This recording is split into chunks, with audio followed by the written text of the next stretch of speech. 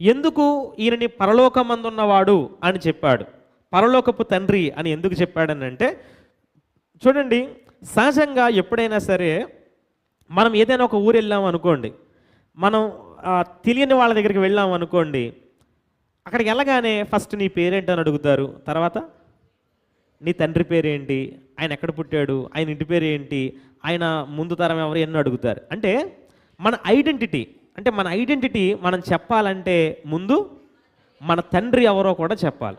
అందుకని మీ సర్టిఫికెట్స్లో కానీ మీ ఆధార్ కార్డులో కానీ ఎక్కడైనా ఏముంటుంది, మీ పేరు ఎంత పెద్దైనా ఉండనివ్వండి, కింద తండ్రి పేరు రావాలి, తండ్రి పేరు ఉండాలి. అంటే పలానా వాడు అబ్బాయి అని చెప్తారు, అది మన ఐడెంటిటీ. ఇప్పుడు మన దేవుడు, మన తండ్రి పరలోకమందు ఉన్నవాడు, ఆయన పిల్లలుగా, ఆయన కుమారులుగా, ఆయన కుమార్తెలుగా, మరి మనం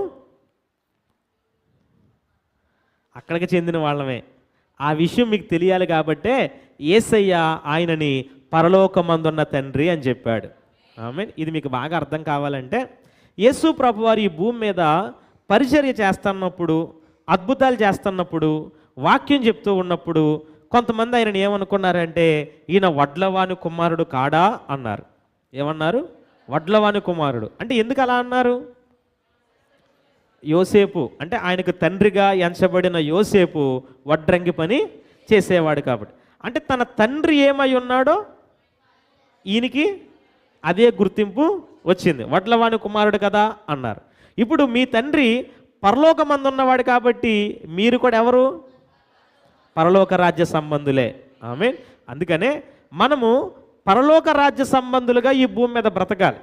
మన తండ్రి ఏమో పరలోకమందు ఉన్నవాడు, మన ఆశ పరలోకానికి వెళ్ళాలనే, మనము పరలోక రాజ్య సంబంధులమే, కానీ మన బ్రతుకు అలా ఉండదు.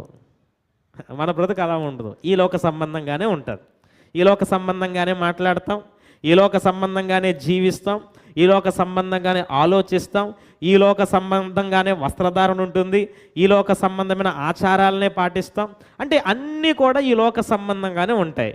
కానీ మన తండ్రి ఏమో పరలోకమందు ఉన్నవాడు, మనమేమో పరలోక రాజ్య సంబంధులమే, కానీ జీవితం మాత్రం చాలామంది ఒప్పుకోవట్లేదు కదా, ఈ లోక సంబంధంగా ఉంటుంది. దాన్నే మార్చుకోండి. ఎందుకంటే మనము మన క్రియలను బట్టి పరలోకమందున్న మన తండ్రికి మహిమ తెచ్చేవారిగా ఉండాలి. ఆమేన్. అలా ఉంటేనే పరలోకమందున్న మన తండ్రి మనల్ని చూసి సంతోషిస్తాడు. మీరేమో మంచివారిగా, మీరేమో అందరినీ గౌరవించేవారిగా, మీరేమో అందరికీ సహాయం చేసేవారుగా ఉండి, మీ పిల్లలేమో రోజుకో గొడవ తీసుకొస్తే, అందరినీ కొడతా ఉంటే, ఇష్టానుసారంగా తిరుగుతూ ఉంటే, మీ పేరు, మీ పరువు ఏమవుద్ది? నేను చెప్పింది అర్థమైందా? అంటే తండ్రిగా మీరు ఎలా ఉన్నారో మీ పిల్లలు మీ పేరుని కాపాడేవారుగా ఉండాలి. అలాగే పరలోకమందున్న మన తండ్రికి మహిమ తీసుకురావలసిన బాధ్యత ఆయన పిల్లలుగా మన మీదే ఉంది.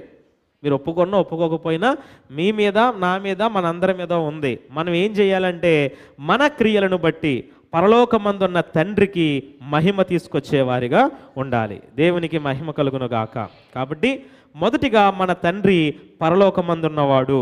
ఎందుకంటే ఆయన ఎంత ఉన్నతమైన వాడో తెలుసుకోవడానికి, ఆయన ఈ లోక సంబంధమైన వాడు కాదు అని తెలుసుకోవడానికి, ఆయన ఎక్కడి వాడో మనం కూడా అక్కడి వారమే. కాబట్టి దానికి తగినట్లుగానే మనము బ్రతకాలి. ఆమేన్.